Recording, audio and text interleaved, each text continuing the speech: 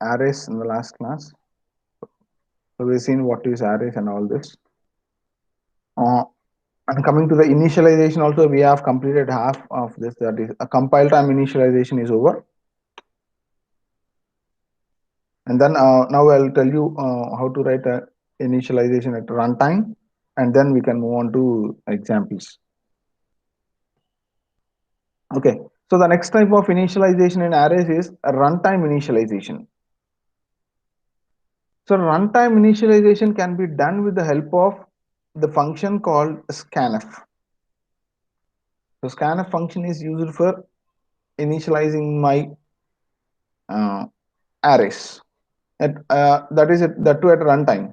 In compile time, you can simply write it with the help of the simple assignment operator. But runtime, you have to use the function scanf for initializing the values. Okay, and when we have this int x of 3, see how we can initialize these values. So x of 3 means here you have the possibility to store 3 integers. Okay, like this, you have 3 integers like this. The indexes are from 0, 1 and 2.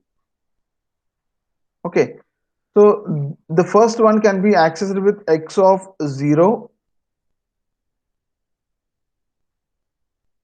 and next one can be write like this, x of 1, and the other one can be written like x of 2. Okay, so this is how you can initialize your arrays. Okay, so for that purpose, you can write how many values you want to initialize. Like here I have possibility to initialize 3 integers. So I'll write a 3 format specifiers in the scanf, and all the 3 belongs to integer. So 3 percentile d, comma, ampersand x of 0, that is for the first one, that is for this position, ampersand x of 1 for the second position, ampersand x of 3 for this position. The indexes are from 0 to n minus 1 always. When the size of your array is n, it is from 0 to n minus 1. Suppose if your integer array or any array, like if it is of size like more than, if it is like 30, what you can do is you can write a for loop for initializing all the values. Like how I'll write is, I'll start my for loop starting from I is equal to 0 till I less than 10. That means it will be true for 0, 1, 2, 3, 4, 5, 6, 7, 8 and 9, because my indexes are 0 to n minus 1 only. So this condition I less than 10, it holds true for 0 to 9 values. Okay, so every time I am incrementing the value of my I by 1, and in scanf, in every iteration I'll read one value, I'll read one number, and I'm storing that number into here. See, int x of 10. So I'm writing it as ampersand height of I. Okay, if the name of my array is height, I'll write like this, ampersand height of I, because here my I value changes from 0 to 9. Okay, I value changes from 0 to 9.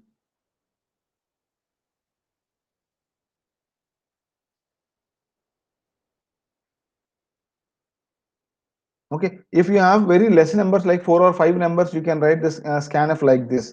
If you have many numbers like 10 or 20, 30 numbers, so no point of writing like ampersand x of 0, x of 1, x of 2, so on like this. You can simply write a single scanf, and you can place that scanf statement inside this for loop, which this scanf function or this statement will be executed for 0 to n minus 1 number of times.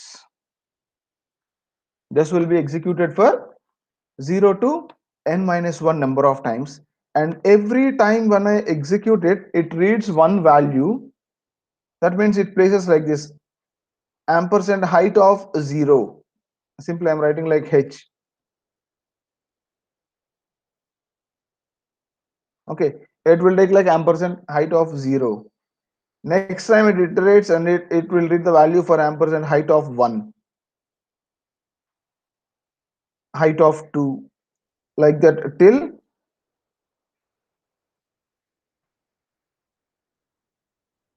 height of 9.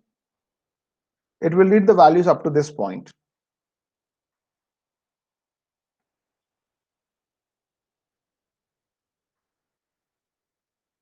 Okay.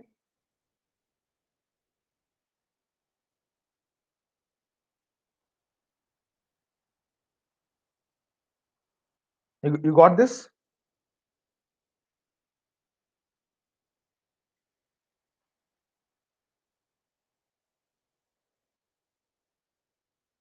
Hello?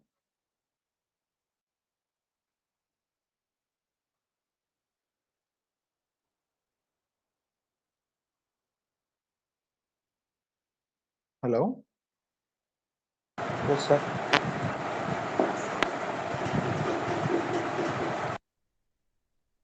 Okay. I'll show you with an example. So how we'll read the values in the array.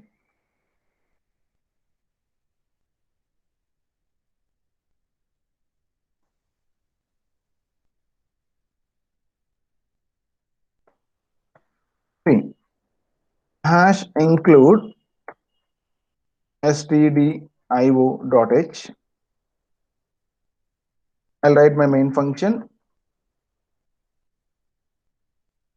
void main.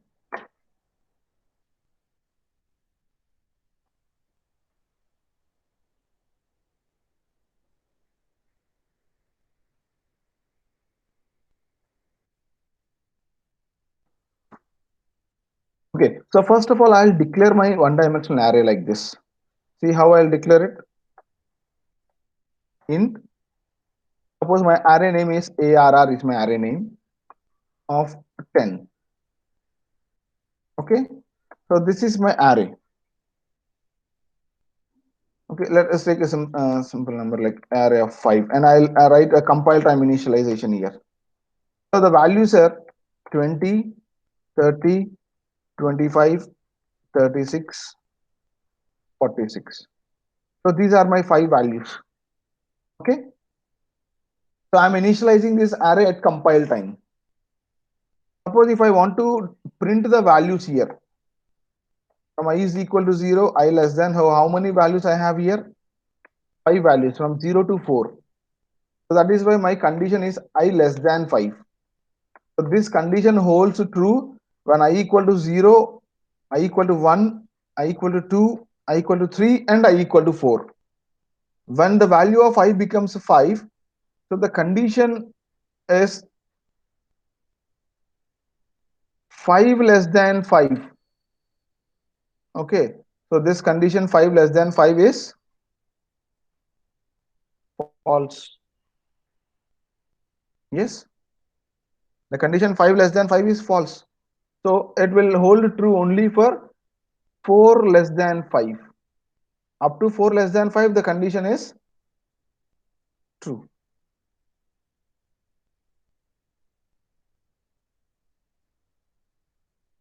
Okay, so whenever it enters into this array, I'm trying to print a value.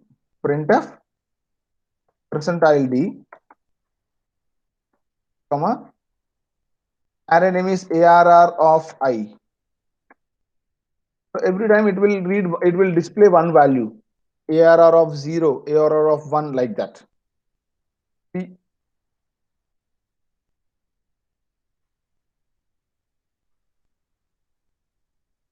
so I have an undefined variable here. I have to declare the variable I also.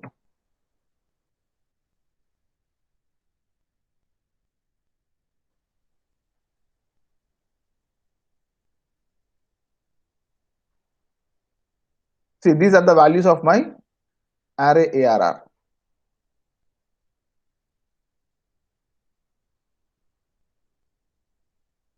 Okay.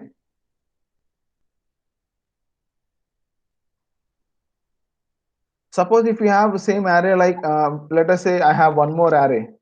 Let us say ARR2. ARR2 is my one more array, which is of size, let's say it as 10. And for this ARR2, we'll try to read the values at runtime. Okay, I'll write a compile time. So here the compile time values are this. And now after this,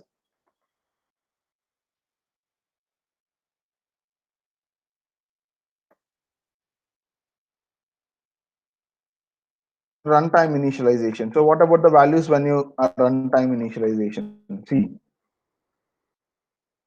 the printf enter the elements into array 2. Okay, it is just asking me to enter the elements into my array 2. So here my array 2 is of size 10. So what I'll do is I'll write for loop for reading all the elements into this array. I less than 10, I plus plus.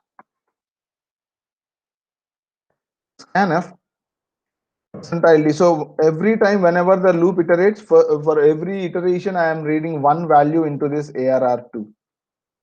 ARR2 of I.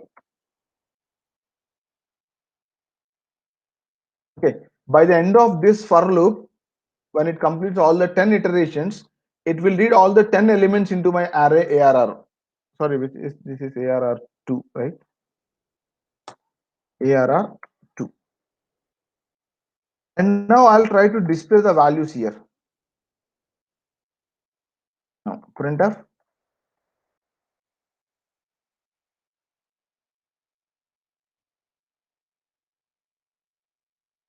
elements in the array 2. I'm just displaying these values here. Look here. So for I is equal to 0, I less than 10, I plus plus, printf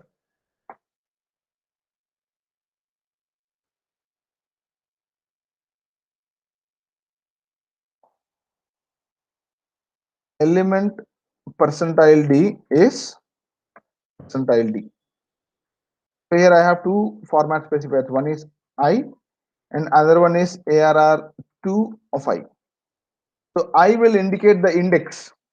That means what is the value in element 0? What is the value in element 1? Element 2, like that it displays all the values in my ARR2.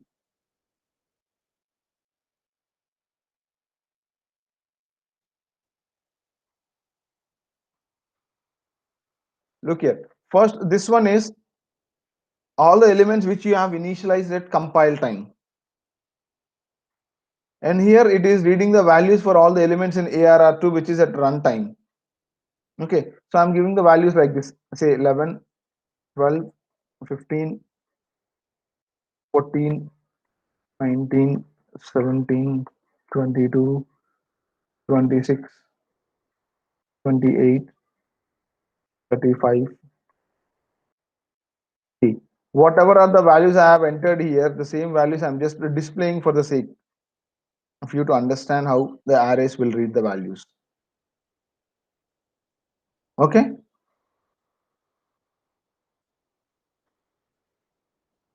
here what happens here, it will allocate the memory for storing 10 integers.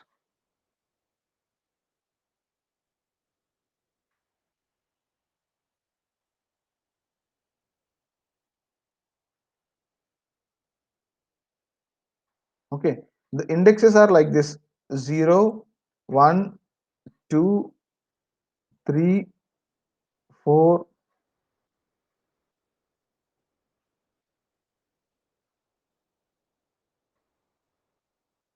9.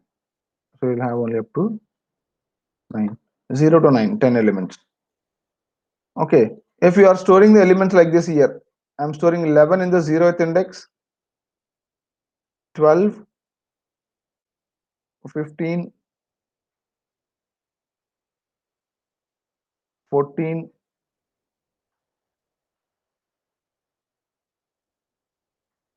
So like this, it will store all the elements in the array. So 26, 28,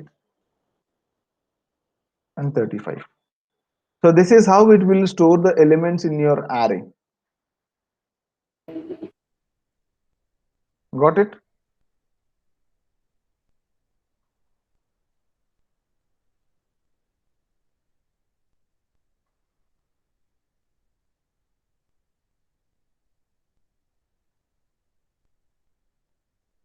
Hello? Yes, sir. Okay.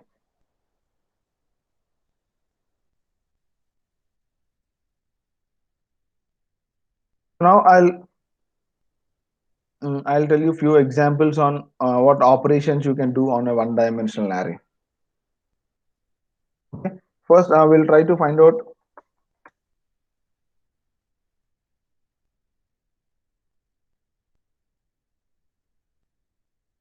We'll try to find the sum of the elements.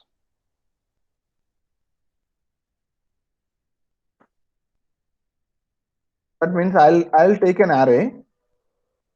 Suppose if my array size is like this, like 4 or 5,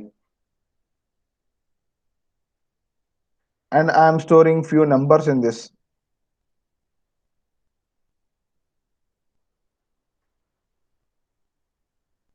Now I want to find the sum of all these elements. That means the element in the 0th position plus element in the first position plus element in the second plus element in the third positions. Okay, it will do like 10 plus 7 plus 3 plus 4, and the final sum I want to display. Okay,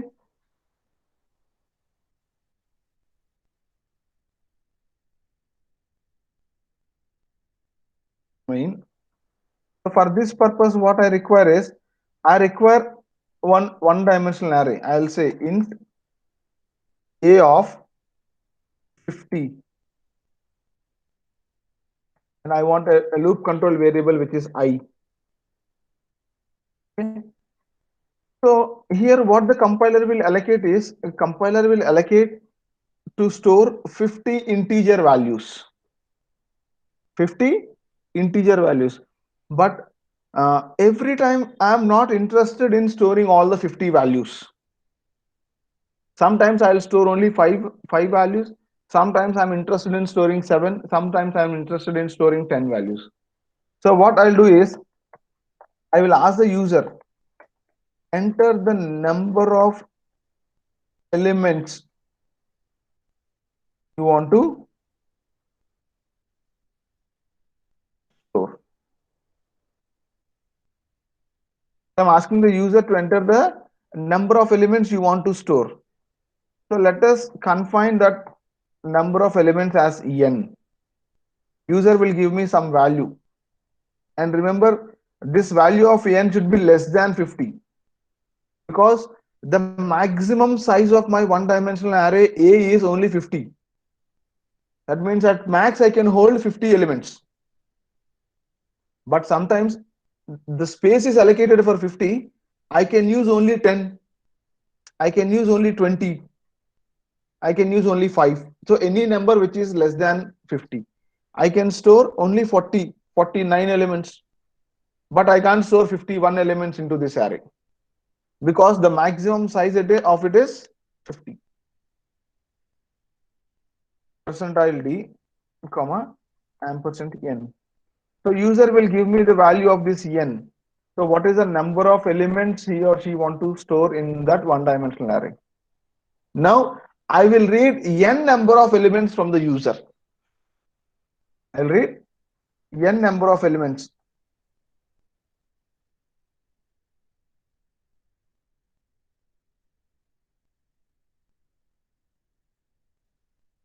I'll say user to enter percentile D, comma, n number of elements. If n value is user given n is 5, so it will ask me to enter 5 elements. So now I'll iterate my loop for n number of times for reading the values. Ampersand a of I. So I'm reading n number of elements. So now what is my task is I need to access all the elements for finding out their sum. So that means I have to iterate the whole array. Whole array I have to iterate starting from I is equal to 0, I less than n, I plus plus. Here what I'll do is I'll take one more variable called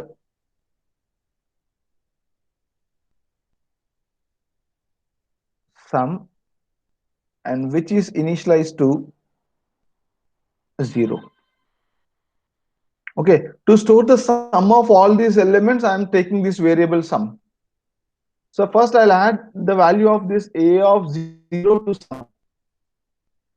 First I will add a of 0 value to sum, that is sum plus a of 0. And I want to store that result into the same variable called sum.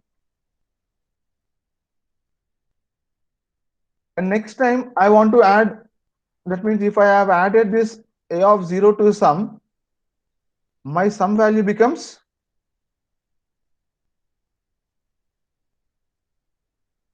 10. Next time I'll add the value of a of 1 to sum. So sum is already 10. So when I add this a of 1, it becomes 17. Next time I will add the value of a of 2 to sum. Sum value is already 17. If I add a of 2, it becomes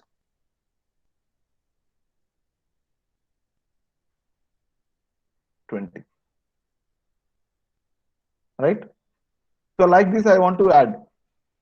So instead of writing a of 0 or a of 1, I'll make it as a of I. Because when the value of I is 0, this statement is sum plus a of 0. When the value of I is 3, this becomes sum plus a of 3. So it will add all the values of this array, that is a, into sum, and finally I'll display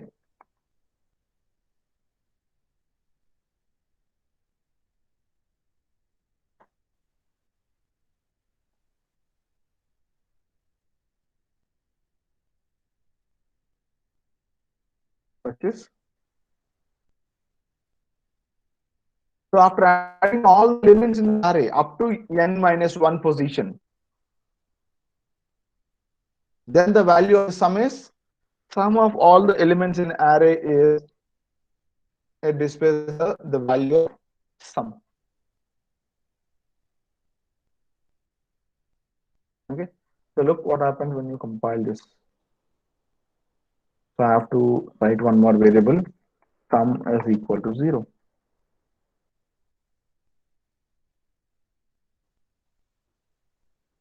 See, it is asking me to enter the number of elements you want to store.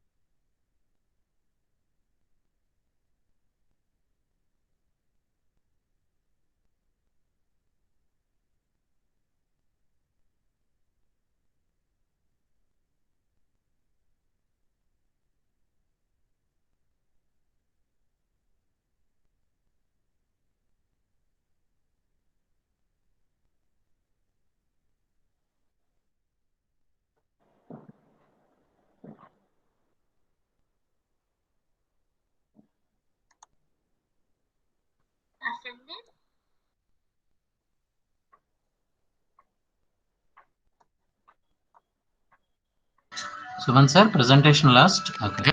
No, no, I'm just due to some network issues it lost. Okay. So this is what happens when you try to find the sum of all your elements.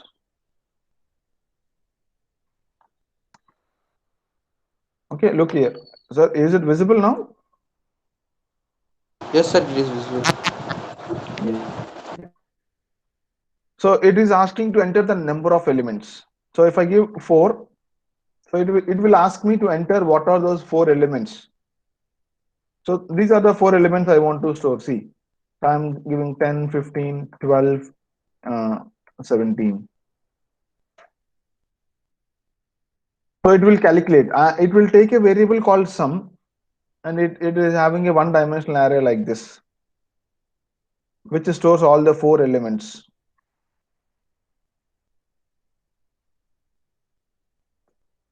Okay. So what are the elements that I'm storing here? 10, 15, 12, 17. Okay, these are the elements I have taken, and I have taken a variable called sum. Okay, so my statement is sum is equal to sum plus a of I, right? So what happens here?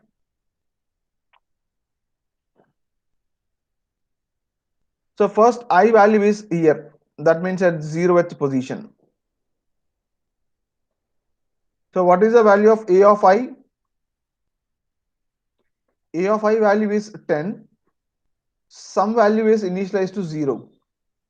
So 0 plus 10, the value is 10, and it will be stored into the variable sum.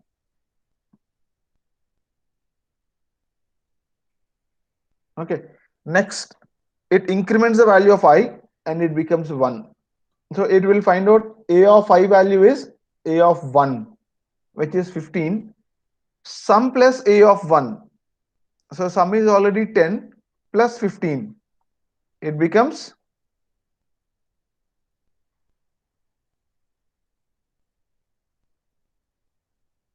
25. Next, I is incremented to this. That means a of I value is now a of 2. A of 2 represents 12. Sum value is 25, and 25 plus 12, it becomes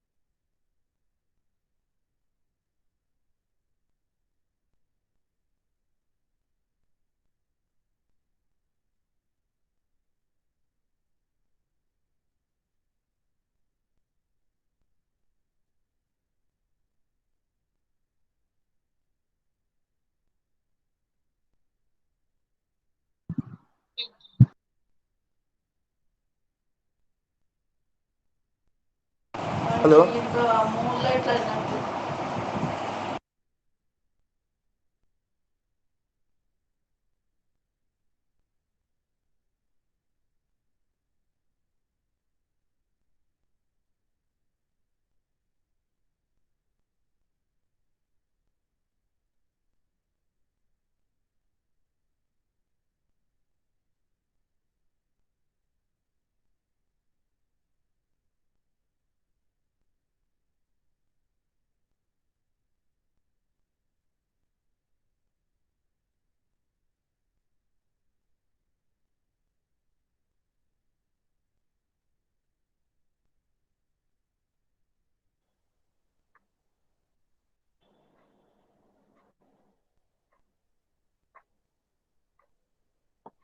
Hello,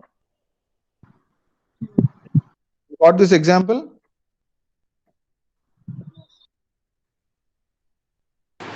So there is no screen to see. Okay, okay. You got that example?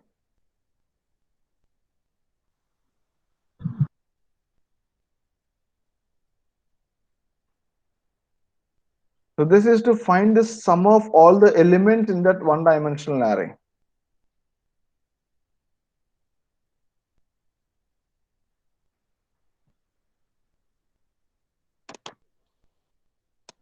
Okay.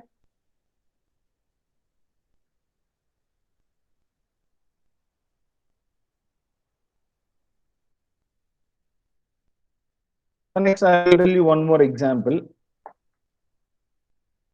Uh,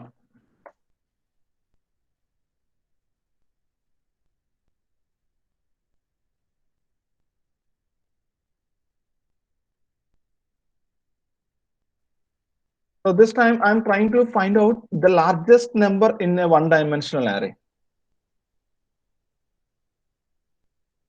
Hello.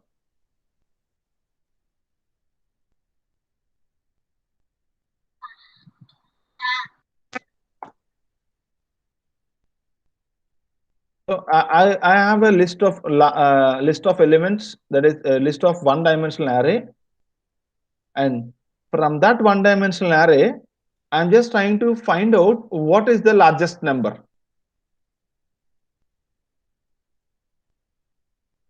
Okay. See.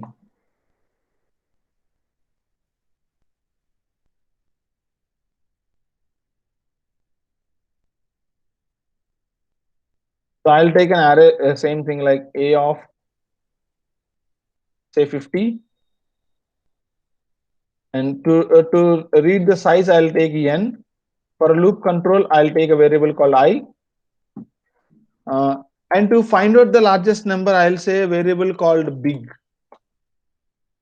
So I'll find out the largest number in that array, and I will store that one into this variable big. Okay. So see what I'll do here. So first, I'll read what is the size of the array.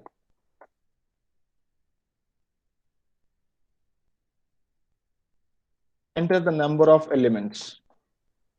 I'm reading it into a variable called n.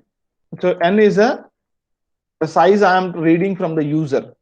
Remember, this n value should be less than the maximum size you have declared.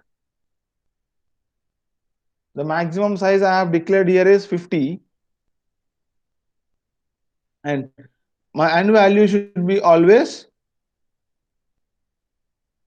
less than that 50. So now I'll ask the user to enter that many number of elements, enter %ld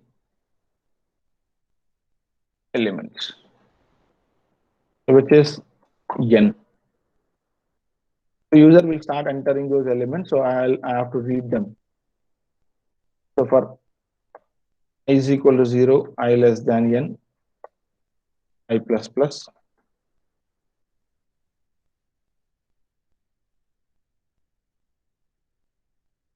ampersand a of I.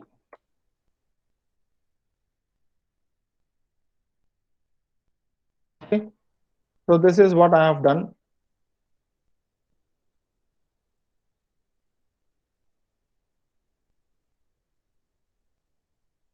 So my indexes are 0, 1, 2, and 3. Let us say the values are like this: 10, 12, 9, 15. So these are the numbers that are given by the user. Okay. Out of these numbers, I want to find out which one is the largest number. So which is the largest number in this array?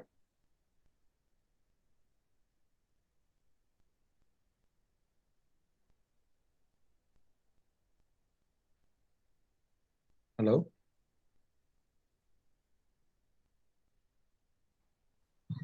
15.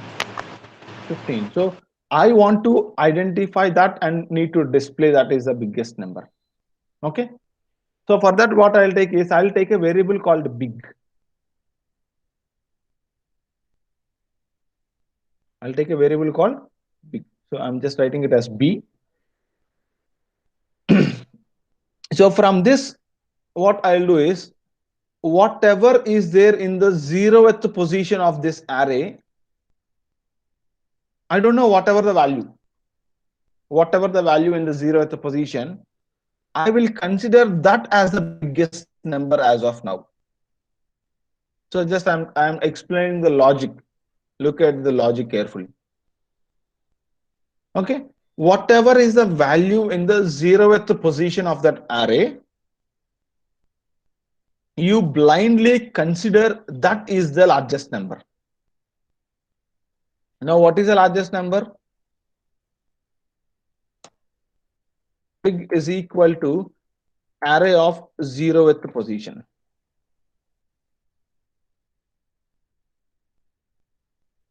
Whatever is there in the zeroth position, that you consider it as the biggest number. Now, what you need to do is you try to figure out or compare this big value with the remaining all elements in your array other than that zeroth position. Whenever you found something value which is bigger than this one, you replace this big value. So from where you have to start? I have to start from the first position because I have already considered the zeroth position value as the biggest position, biggest number. So start from the first position for I is equal to 1 up to the last position in your array, which is I less than n.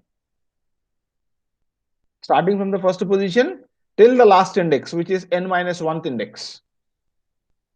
So every time I'll increment it by 1.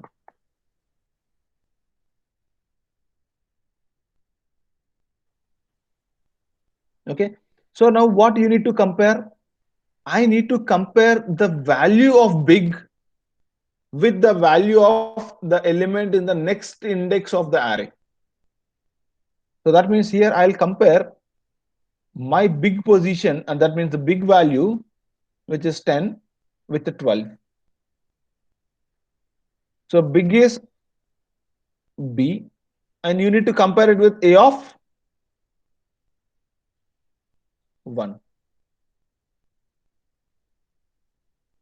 If the value of your A of 1, if it is greater than your existing big value, what it means?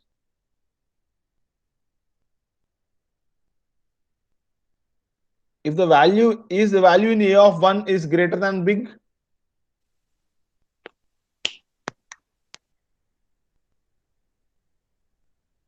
if the value in A of 1 is greater than big, No. no. What is the value in A of 1?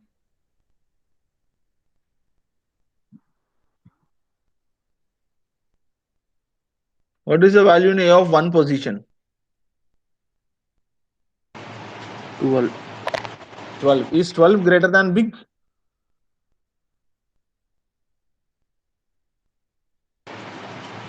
Yes. Yes.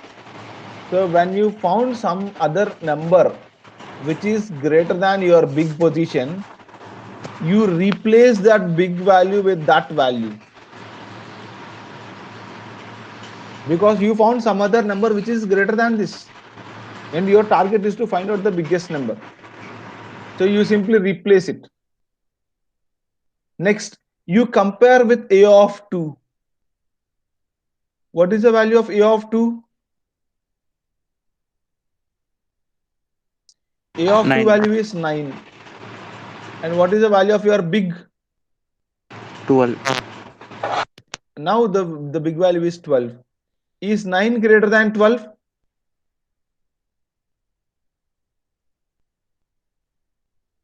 No.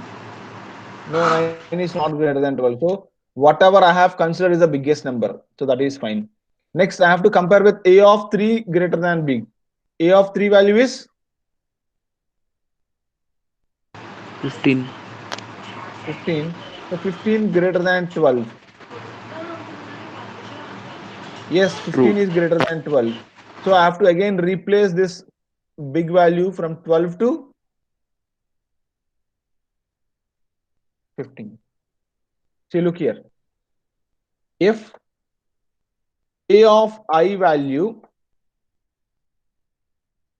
if a of I value is greater than your big, then simply replace the value of big with a of. So here I am not taking a of 1, a of 2, a of 3 like that.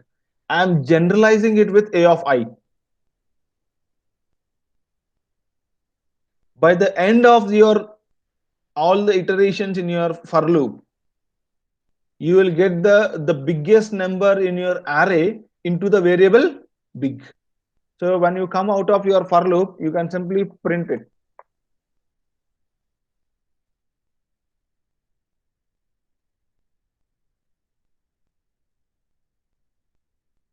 Percentile d comma big. The largest number in the array is big.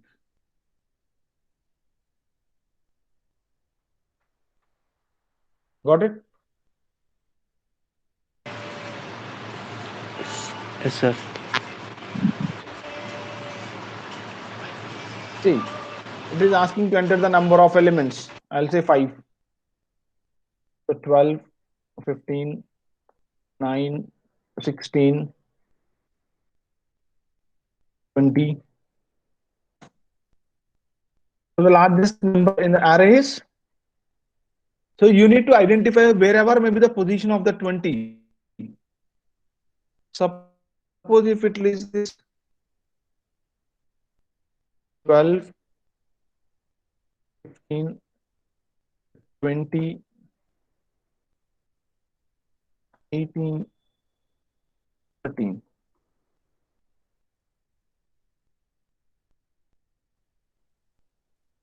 Whatever is the largest, wherever the largest number may be, you need to display that is the largest number in that given array.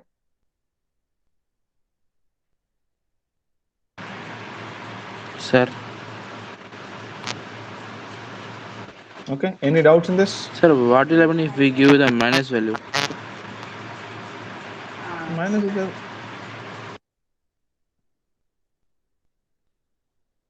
means you want to give whole numbers as minus values. No, sir. I want to give one number as a minus value, minus 12. Obviously, 12 is greater than minus 12, right? You can Um, give minus 20, 15.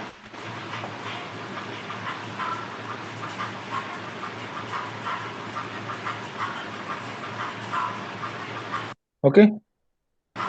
okay, sir. Obviously, positive number is greater than negative numbers. So either we are not having any headache with that because it will compare like minus 20 with 15.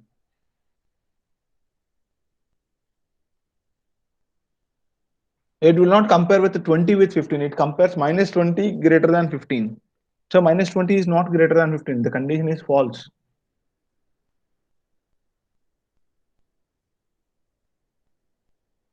Okay. Okay, sir. So any other doubts in this?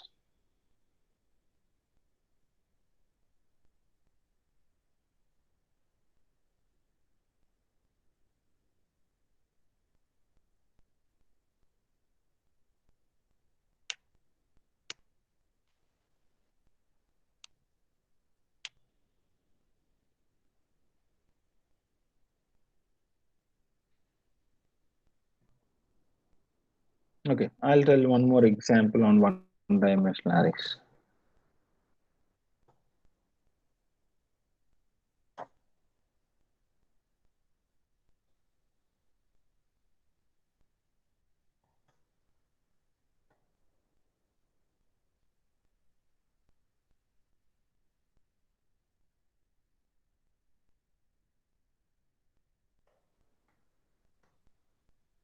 So here what I want to do is, here I'll take a one dimensional array,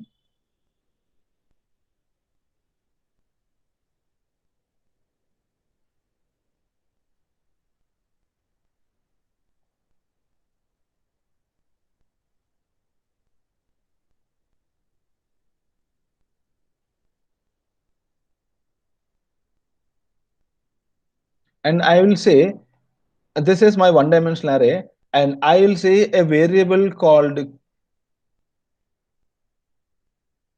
key, and I will give one value into this key. Okay, so I'm going to search whether this value in the key is existing in this one dimensional array or not. That is what we call as a search operation. We are trying to search whether this key element is present in that array or not. Is it present in the array? Yes, sir. Yes. Suppose if the value is 120,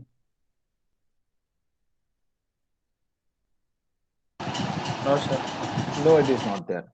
So you need to take this one dimensional array as input and the key value as input, and then you have to apply the search operation. So what I'll do is I'll compare the value of this key with the first index element. Are they equal? They are not equal. Then I'll compare it with the second element in this one dimensional array. Are they equal? Not equal. Next, I'll compare with the next position. Not equal. Not equal. So I have reached to the end of my list. So when I reach to the end of my list, that means I have not, the element which I am searching is not present in that list. Suppose if you are searching for 12 and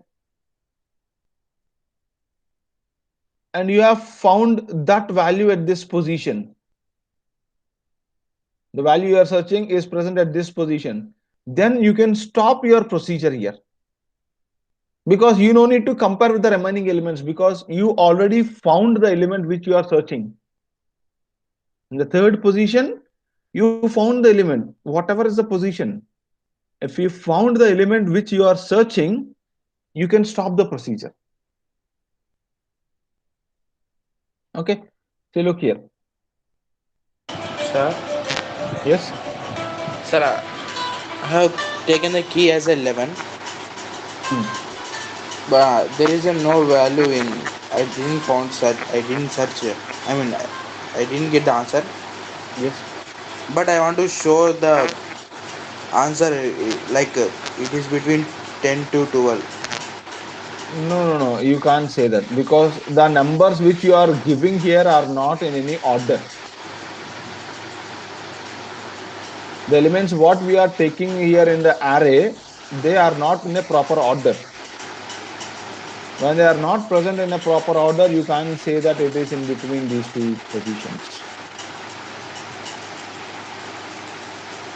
Is it that possible? If we No, that is what. If the elements are in some order, you can say that. But here our intention is whether that key element is present or not. That is the only intention we have now. okay, sir. So we are searching for the exact occurrence. If it is exactly found, I'll say it is present. Otherwise, I'll say no, no, it is not there. That's it.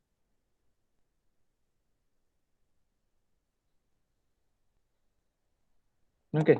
I'll say again. I'll take array of 50, size as n, and a variable called key. So first, I'll say printf uh, enter the number of elements.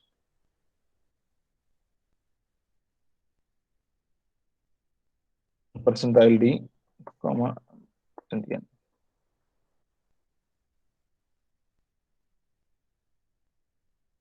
So now I have to read that many number of elements.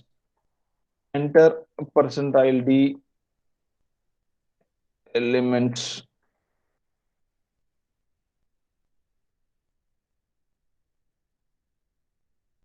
The user will start giving me the values. I'll read it using for loop. I is equal to 0, I less than n, I plus plus.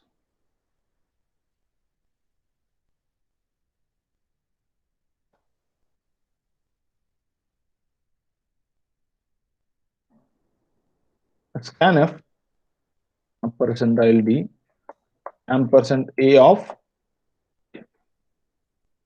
So now I'm done with my input for array. Now I'll say enter the element 2. So now user will give me the value of this key.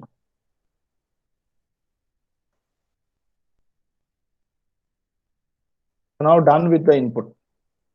So I have taken the size and that many number of elements into array and the element which I want to search in that array. So this is what your input is. Now your task starts with searching. So from 0th position to I less than n, I plus plus.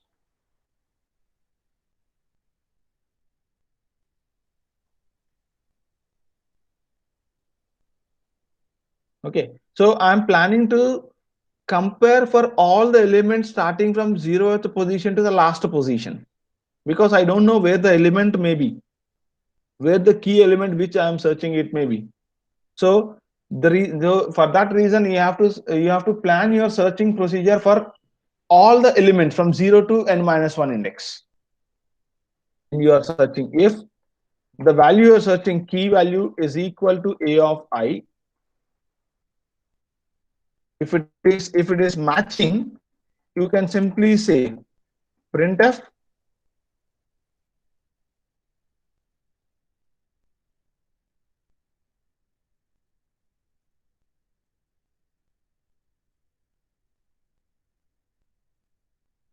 so the element which you are searching is key and it is found at the position I.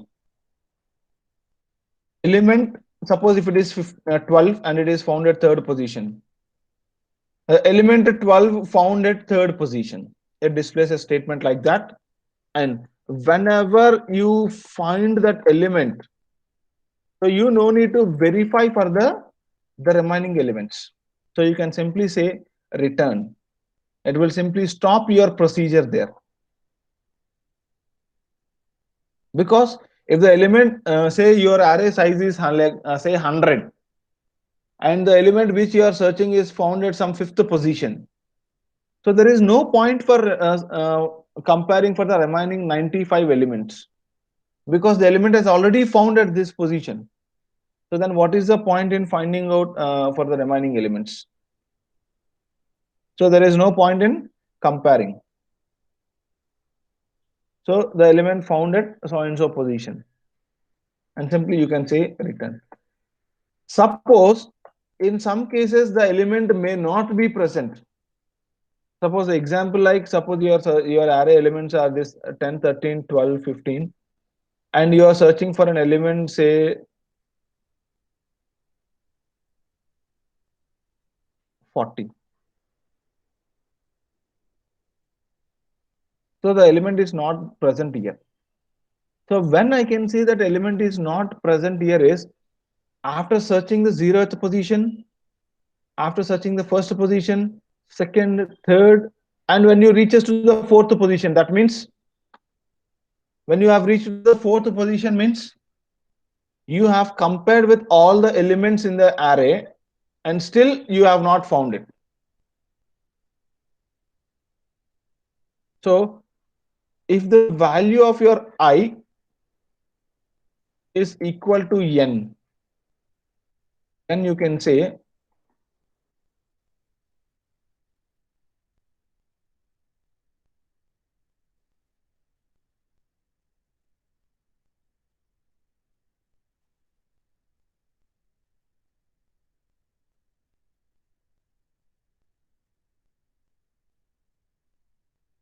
the percentile D element is not present. That means the key element is not present in your list.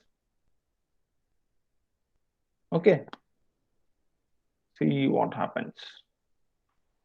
So enter the number of elements in the array. Suppose the number of elements are 5. Enter 5 elements. So 12, 17, 16, 19, 25. So now it is asking to enter the element which you want to search. I'll say 17.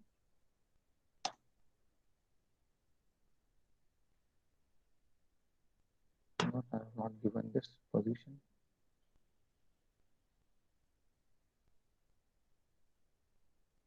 Sorry, here I have not given it as percentile D, so it is displaying wrong. Okay, so that is why it is displaying like 0000.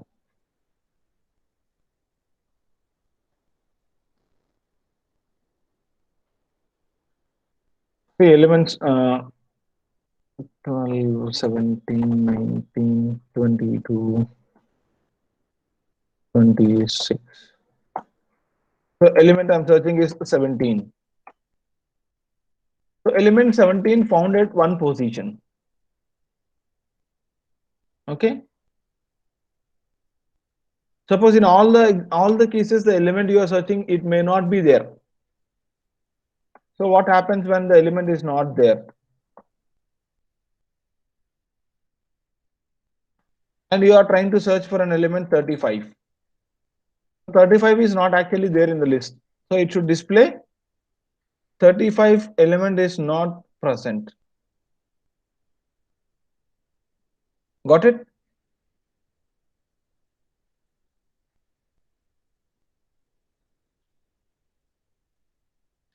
Hello. Yes, sir. So this is how you can use your one-dimensional arrays. So if you have any doubts, you can just ask now.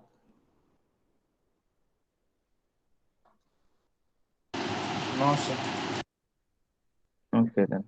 So if you don't have any doubts, so that we can leave now.